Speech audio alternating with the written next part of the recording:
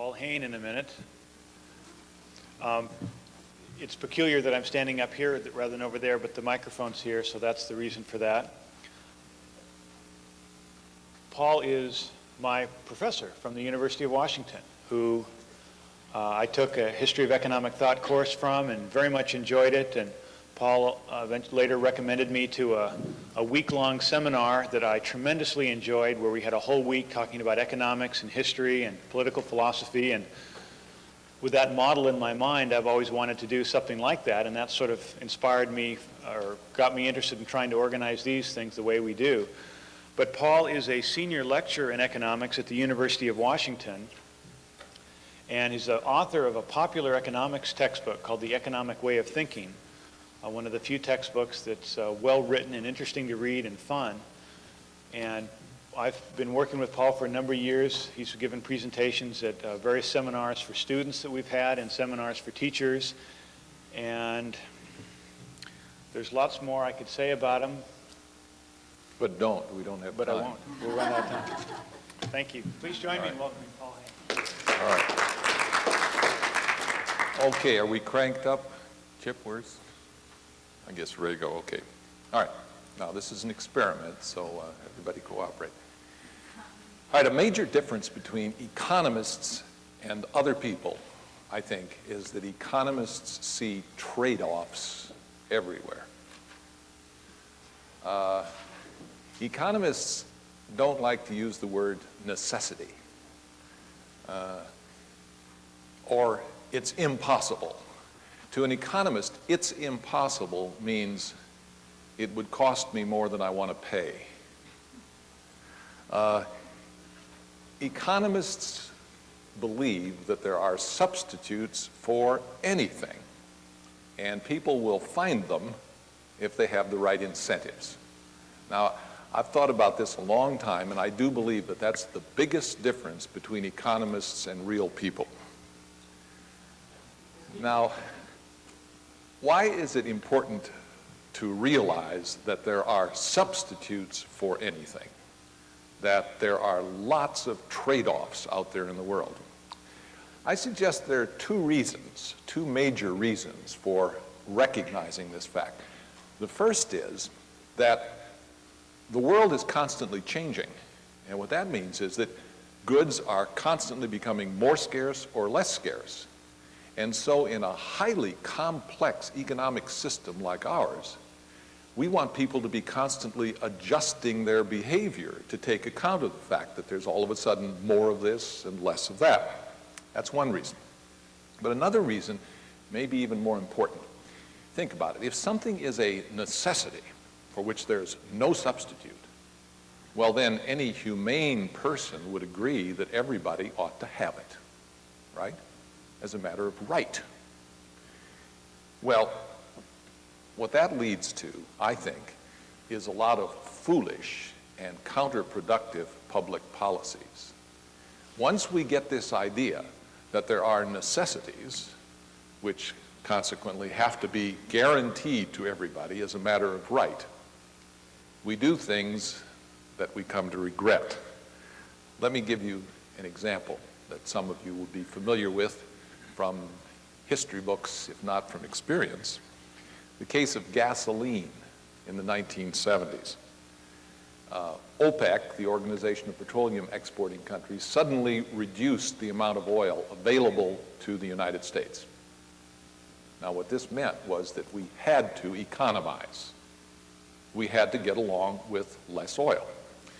Well, the only way to economize is to choose to do less of some things so that you can do more of other things.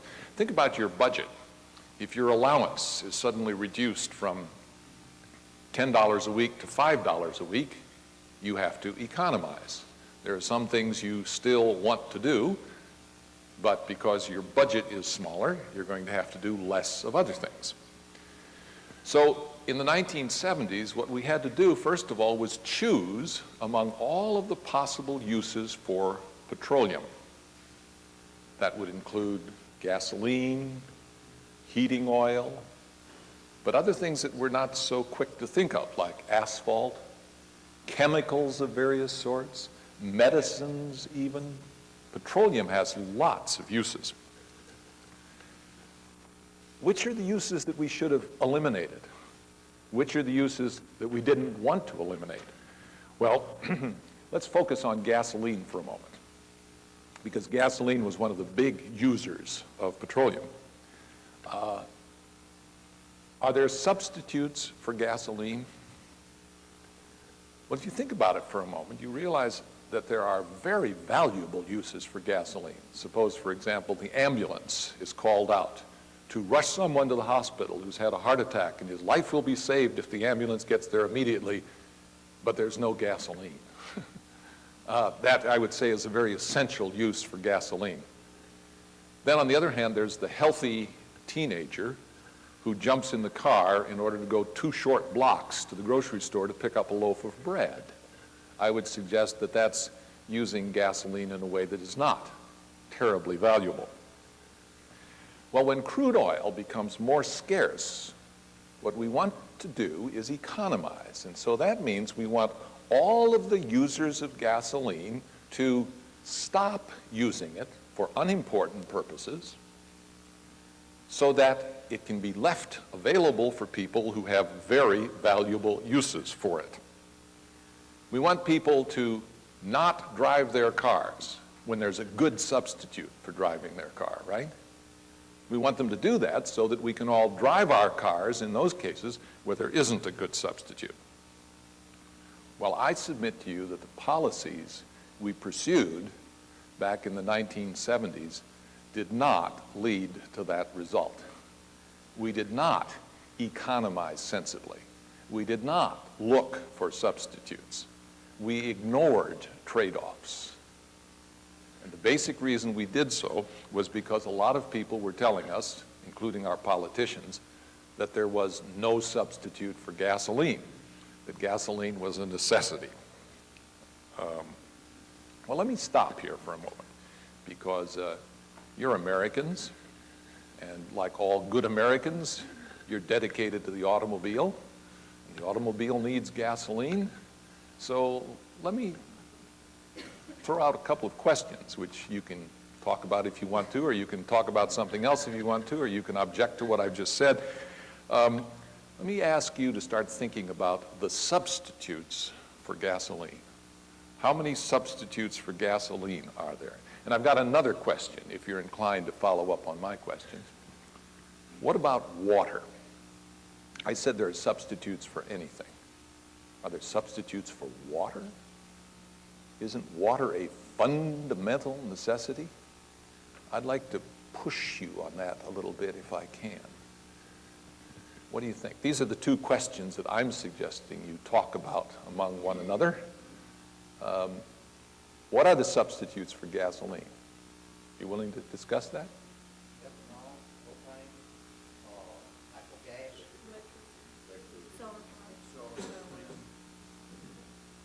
What? Foot power. Bicycles. Walking. Skates. Notice you're all talking about, you started off, notice what you did. You started off talking about substitute fuels, right? But then you recognized you don't need a substitute fuel if you go without fuel.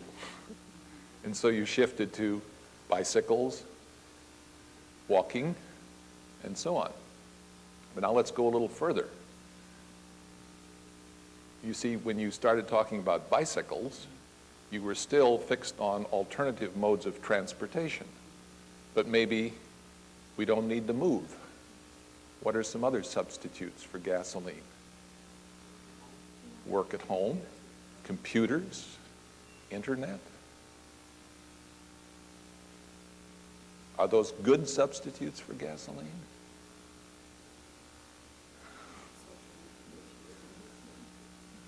You're mumbling. What? not my estimation. Not in your estimation. No, I would hate to think that I had to stay in my home continuously and never go anywhere, and everything that I did was done on a computer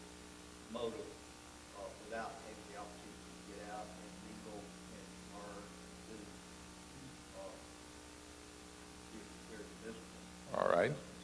But do you have to get out and mingle and do every day? Not necessarily. And you may be different from other people. Some people might be more hermit-like. Some people might, anybody here who wouldn't mind not having to go into work every day? All right. You might have time to socialize. You don't have to go to work. You might have different avenues for your social interactions. So you should work. You don't have to go in and out. You say he would All want to right. contact people, but you Okay. might find more time to do that. Okay. Now notice how far we've moved in thinking about substitutes. He's pointed out that gasoline enables us to socialize. So he's not just trying to get from one place to another, he wants to mingle. So a substitute for gasoline is bigger parties. Start talking to your neighbors. Start talking to your neighbors again. Right. Somebody told me recently, it was a man from Louisiana, he said that nothing had destroyed the neighborhood like air conditioning, because we used to sit out on the front porch and talk to our neighbors. Maybe we would, if we didn't have automobiles, we'd sit on the front porch more and talk to our neighbors, or walk down the street and get to find out who our neighbors are. All right, try the water one yet, because I get a lot of trouble when I tell students that there are substitutes for anything, and water is a standard example that's thrown in my face, to coin a phrase. Are there substitutes for water?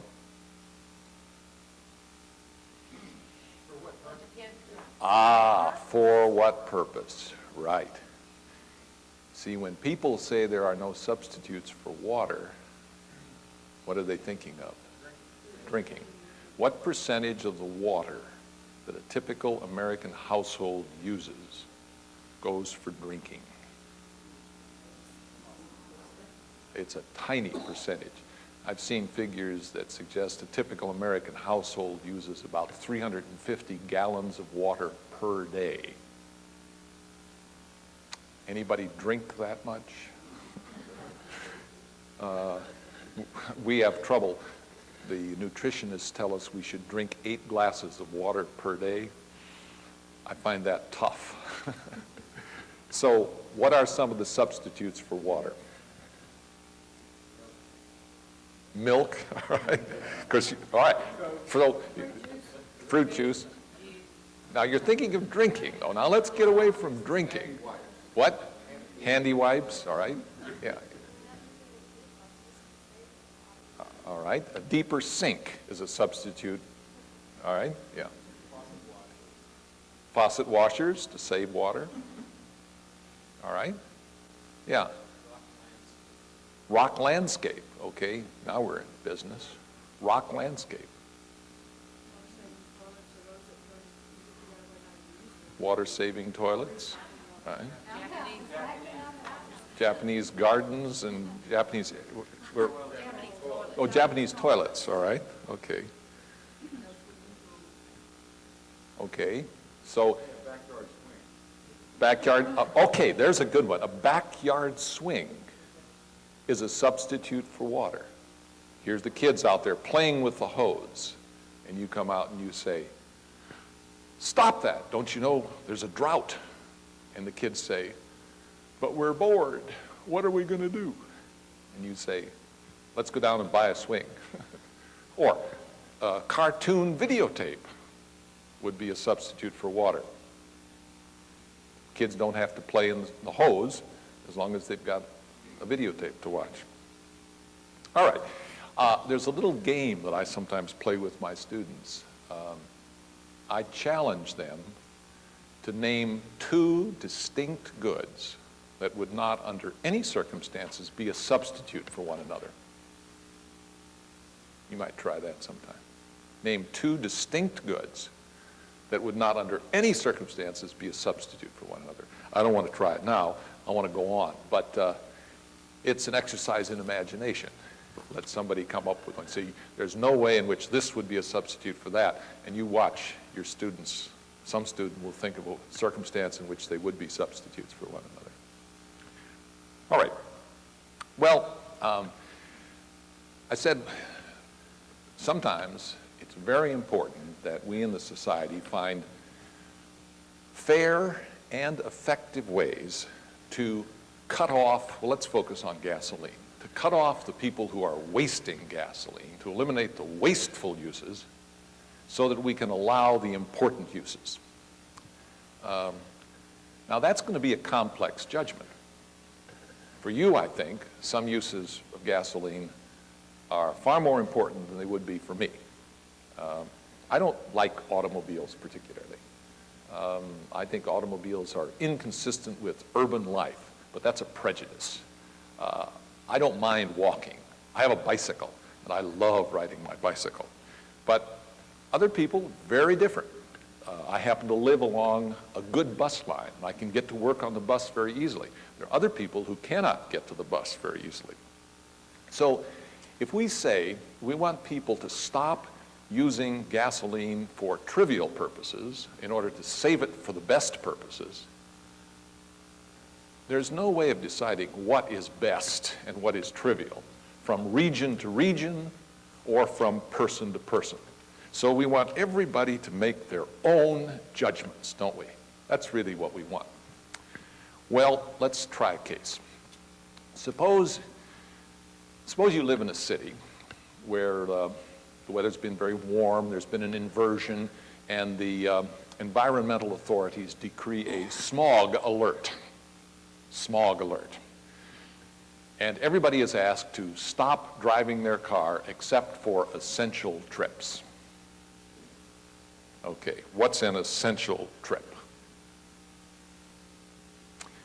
I suggest that every trip we take is essential, or we wouldn't take it. Now, let me construct a little scenario for you. It's 10 minutes to 6. I look in the refrigerator, and I notice we're out of milk.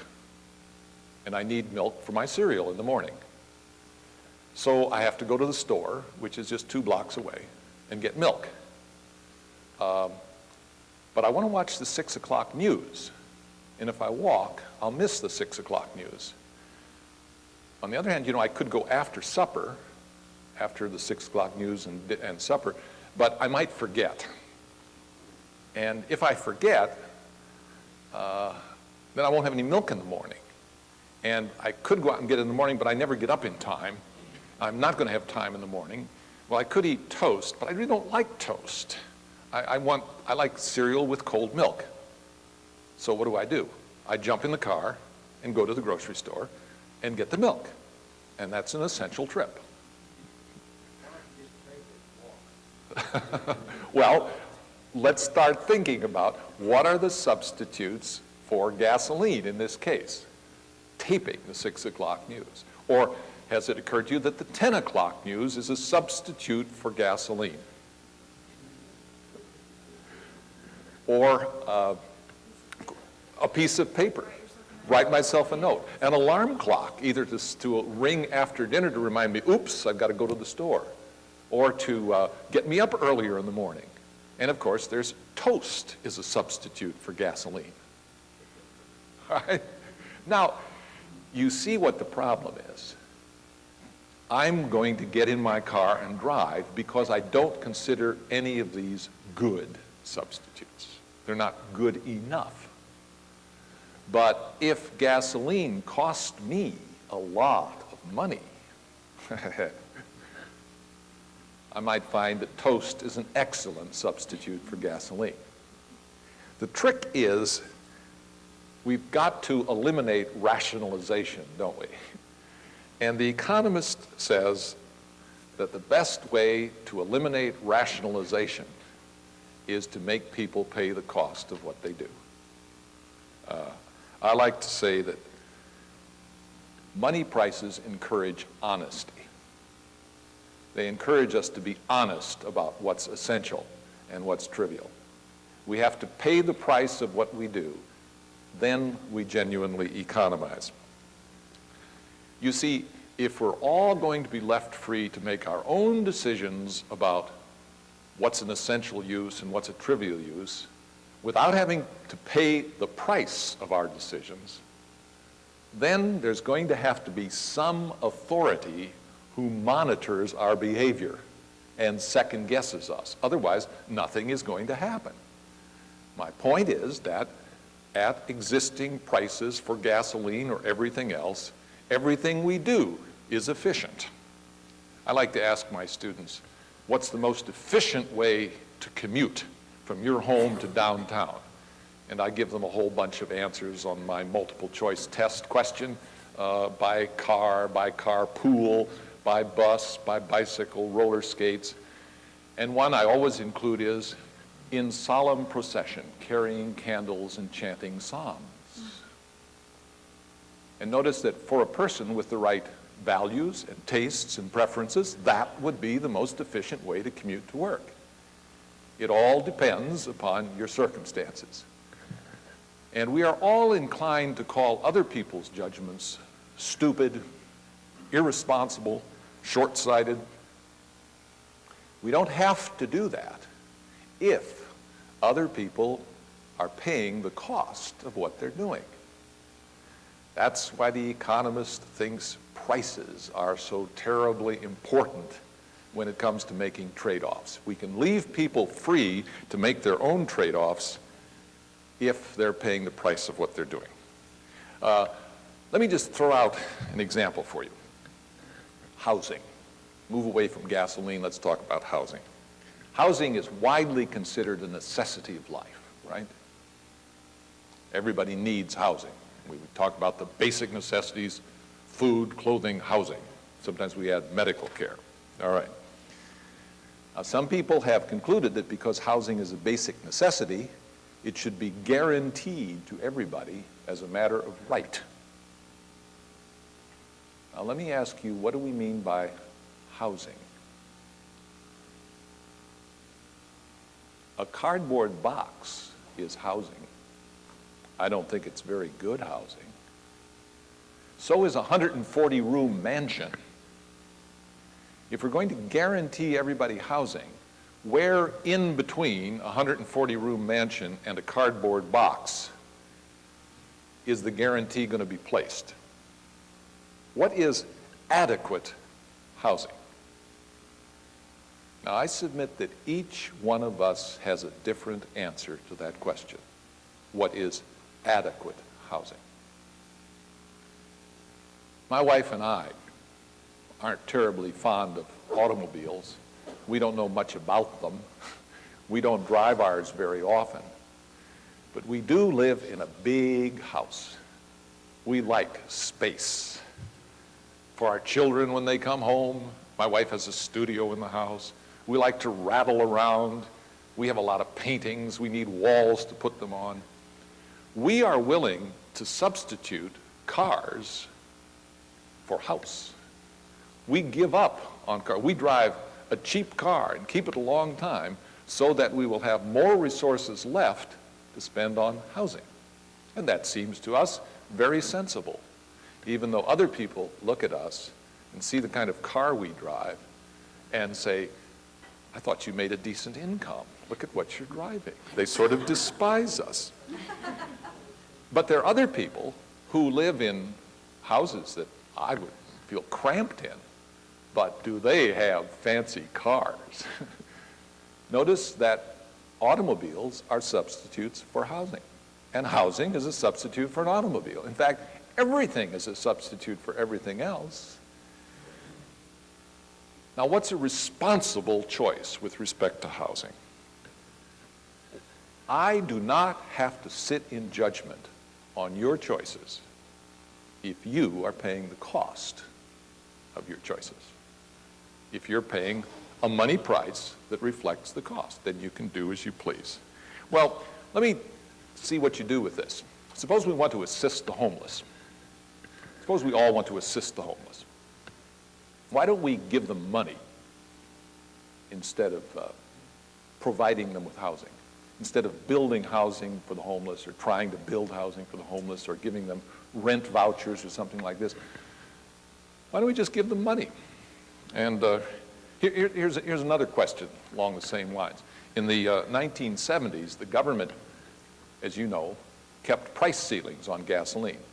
And the big reason was to protect the poor. At least that was the reason it was given. Well, did those price ceilings protect the poor? What do you think?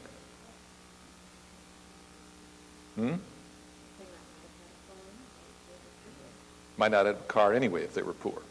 All right. What else do you think? Cost jobs? How so? How so? How did it cost jobs?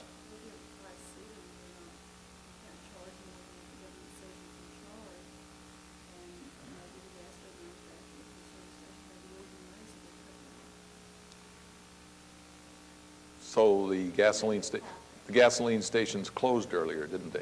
You know, think about it for a moment. If we put price ceilings on something, how is that going to be rationed? How was gasoline rationed in the 1970s? Who got the gasoline? Whoever was in line first, all right? Do the poor get in line first? Well, sometimes. What were you saying? If they wanted the gasoline, but could they? You know, the easiest way to get in line first is to have two people in the family, only one of whom holds down a job. So one can be in line while the other's working. It also helps to have several cars so that you can be sure there's always gasoline in one car or the other. And the poor are less likely to have several cars. So I doubt very much whether that system of gasoline rationing in the 1970s was of much benefit to the poor. But what about the housing thing? I don't know how interested you are in providing better housing for the homeless, but what would happen if instead of telling the poor, here's your housing, we gave them money? After all, what makes a person poor? Doesn't have enough money. When you solve the problem of poverty, give the poor money. They have different priorities. They need something other than the house. Consequently, the money may be spent for something other than a house. Is that good or bad? Well, it's probably good for the person because they get what's most important on their shopping list, but it may not necessarily be good for society as a whole because you still have a homeless person. All right, what do you think of that? Yeah. But when spending is increased, there's a sign, particularly by the consumers, that it's buying what he wants. Isn't that what we're talking about? The consumer should, Not necessarily the housing. He may buy a cheaper house, he may buy other things, but he's given the vote. This is what I want to buy. And that spending is giving somebody else the opportunity to earn money to spend money. all right. That's the basic principle. Let people decide for themselves how they want to spend their money. Mm-hmm. Oh, we talk about giving somebody cash, so here go buy you some housing, or giving them a voucher for this. No, I'm saying give them some cash because they're poor and they need housing. And just give them cash. Give them the cash. Give money to people on the side of the road. That's right. Work for food, you go up and give them. I got guys standing there at the side of the road, or the people sitting on the street near where I live, go by, they say, got any spare change? And I give them spare change, and I say, here, buy yourself a hot dog. I'm not sure they're going to buy a hot dog. I'm not. That's the point. I'm not. Buying what the consumer wants to buy. So we're still gonna pay Well, for if that. they're using Well- our tax dollars to go buy the drugs instead of the house, people have a problem with that. I'd rather the consumer do it than the government. They decide what they want to buy with their, with our money. Jump in.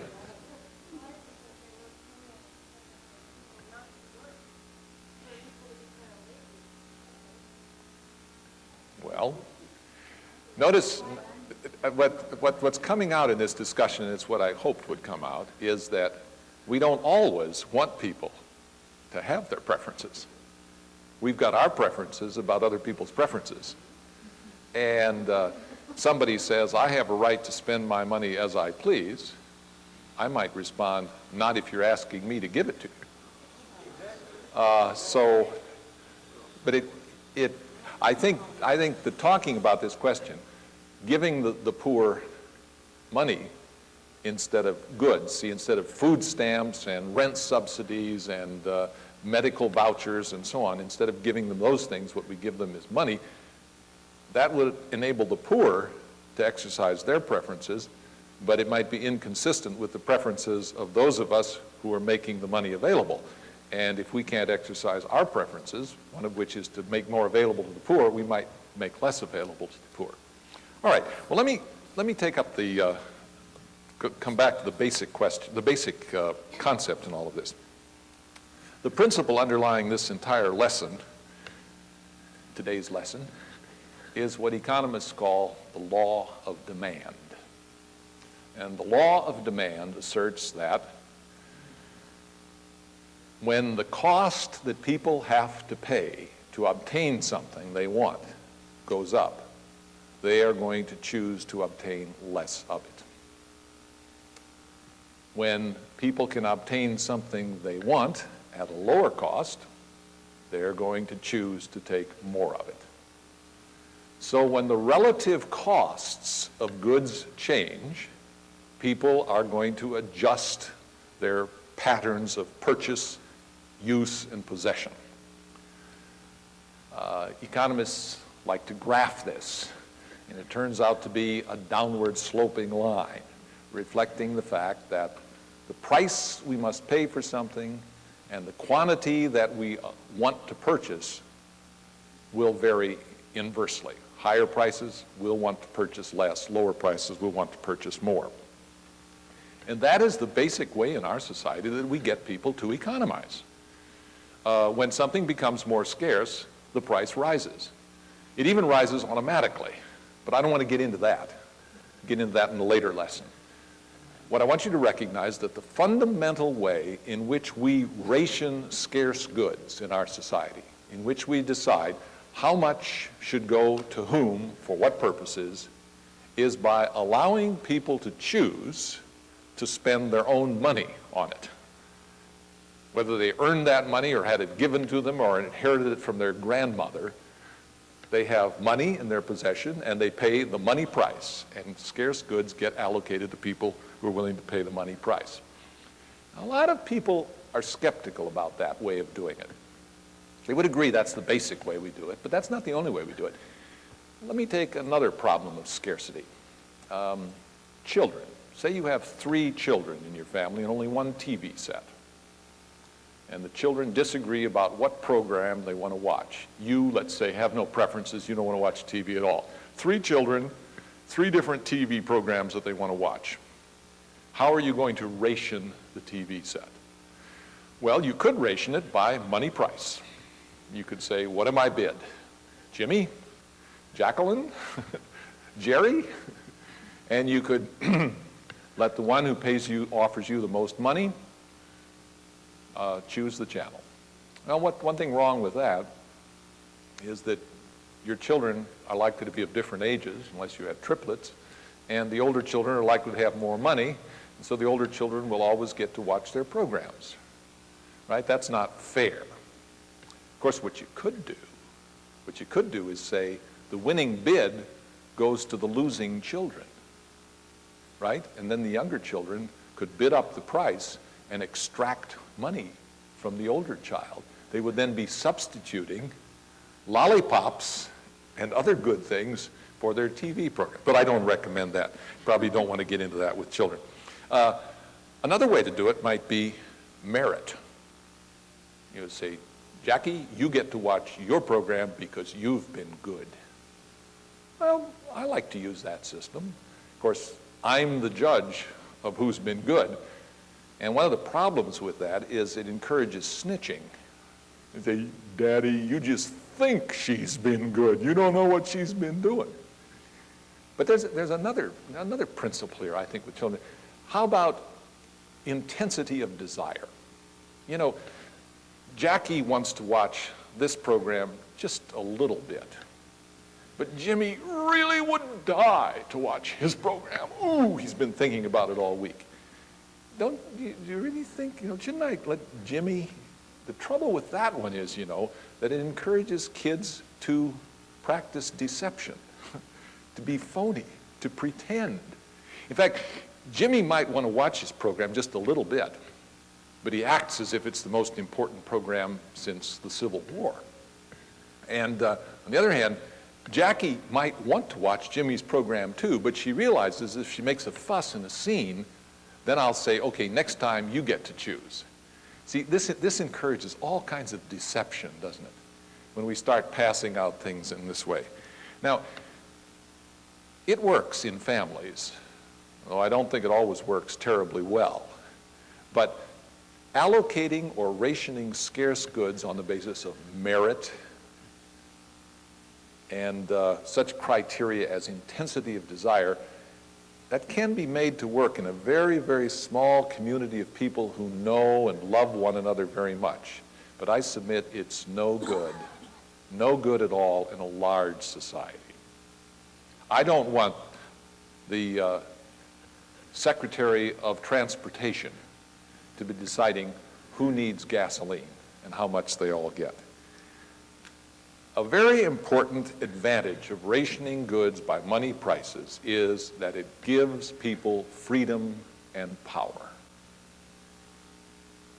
It allows them to make their own choices, and that's what I mean by freedom and power. Here's a good illustration of the point. Several years ago, there was a lot of concern about municipal landfills. People were worried that we were filling them up. Now, since that time, we discovered that it wasn't a physical shortage of landfills so much as an unwillingness to pay people to have landfills in their backyard. As soon as we decided to pay people to accept landfills in the neighborhood, we had plenty of landfills. But let's assume that we have a problem with municipal waste.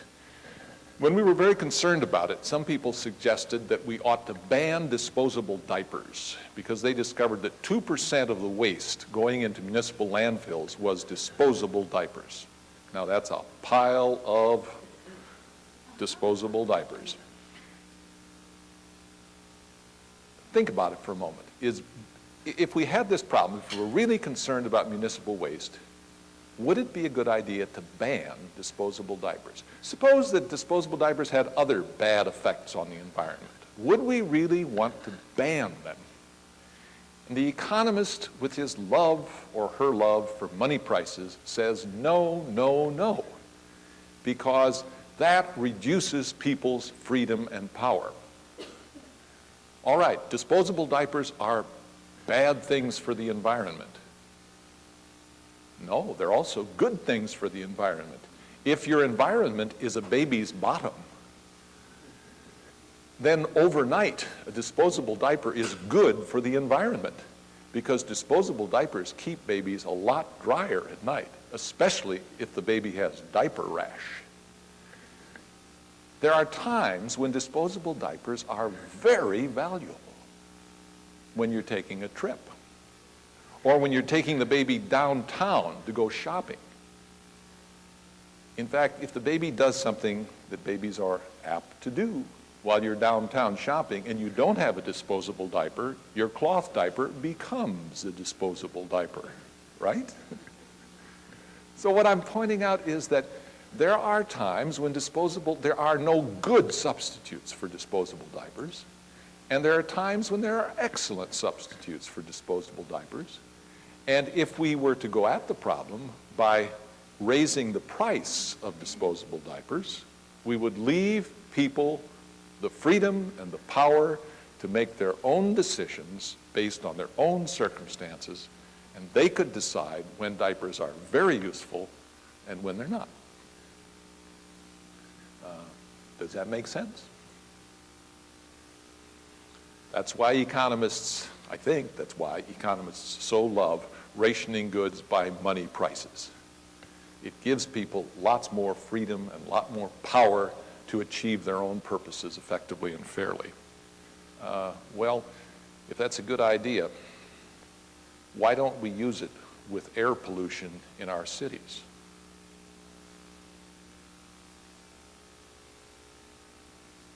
Raise the price of polluting the air and let people choose. Do we do that? How do we pollute the air?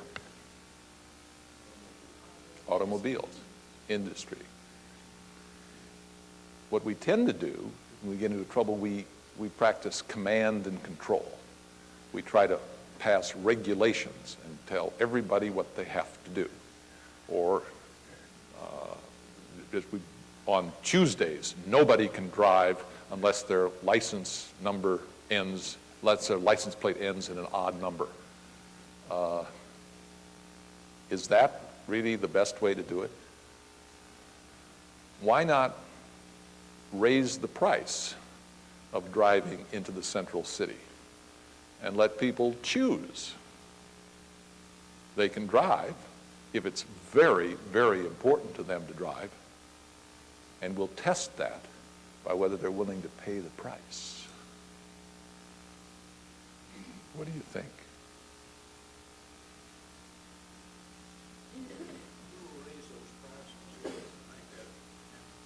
Well, I suppose you'd have to do something like you'd have to put a line around the central city and say when you drive across that line you pay. Or how about some of these devices now that can automatically detect how much you're driving and where you're driving and bill you at the end of the month?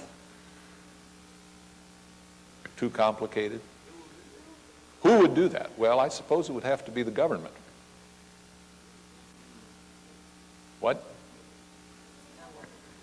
No way. There's also, we start talking about, the natural, destroying our natural resources. People have very opinions about, they place different value on air pollution. Environment's a real squinty big thing these days. It used to not be something that was so focused on. And some people really get on the bandwagon and they're willing to pay for this. Some of them feel strongly about different issues. And then to force an idea on someone, that's what our government continues to do and did and did and do. And I don't think, I think we have to. That's the same as command and control. Well, okay, I know this discussion can get off into an issue that I didn't want to get into. Well, no, let me, well, just a second. Okay, let me just point out. What I wanted you to do was not raise the question of whether the government is doing all kinds of things it shouldn't be doing. I wanted us to focus on the way of doing it. I wanted us to say, well, let's assume we do have a problem here. We do have an environmental problem, and we're going to do something about it. And the only point I'm making now is if we're going to do something about it, I submit that the best way is to adjust the prices. That's the point I'm trying to make. Now, that doesn't mean that we ought to do everything that every reformer or activist wants done. But I'm saying if we're going to do it, if, for example, let's take traffic congestion. If we're very worried about traffic congestion, why don't we change the price of driving?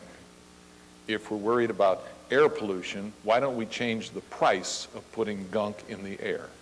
If we're very worried about water use, why don't we change the price of using water?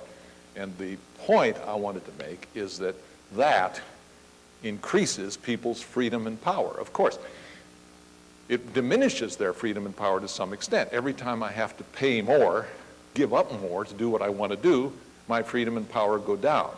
But I submit that I would rather have the prices change where I'm free to decide how I'm going to respond to those changing prices than have somebody else tell me exactly how I must respond. Yeah. Does that indicate then that the wealthier you are, the more choices and you're able to make? The wealthier you are, the more choices, and the better the choices you're able to make. Absolutely. Notice what that does. That encourages people. That's right. More emergency trips. Is that a reason for objecting to the money price system? It's interesting. Notice what it does. It encourages people to acquire money. And if the rules of the game lead to people acquiring money in socially beneficial ways, then that's not a bad system. In a society where people acquire money by beating other people over the head, I wouldn't want to encourage people to acquire money. But in a society where people acquire money by doing things for others that others want them to do, It's not such a bad rule to say the more money you have, the better the choices you get to make. But even poor people like to choose. Yeah. But just to get this straight, you were talking about the odd even days for like watering or driving your car or something like that. Well, if the penalty is a fine, then that in essence is raising the price. That's right. But notice, if the penalty is a fine, it has to be a fine for doing something in particular. Let's suppose, for example, that you have a garden of drought-resistant plants. They're drought-resistant, but they do need some water. You would like to water those plants so that they don't die. Shouldn't you be allowed to do that? I would say that that's a very valuable use for water. I would like to eliminate wasteful uses of water while allowing valuable uses. But what I'm suggesting is that there's nobody in City Hall who knows what's valuable and what's wasteful. To ban all lawn and garden watering would be a mistake, because it would treat the person who's watering grass that will just die and then come back, to treat that person in the same way as somebody who has valuable shrubs that will die and not come back is a mistake. It just seems obvious to me that in one case the water is much more valuable than the other. And one proof of it would be that the person with the valuable shrubs that will die without some water would be willing to pay a lot of money to purchase the water rights from somebody else in the city. But our laws won't allow that. But if we raise the price of water, that in effect is what happens.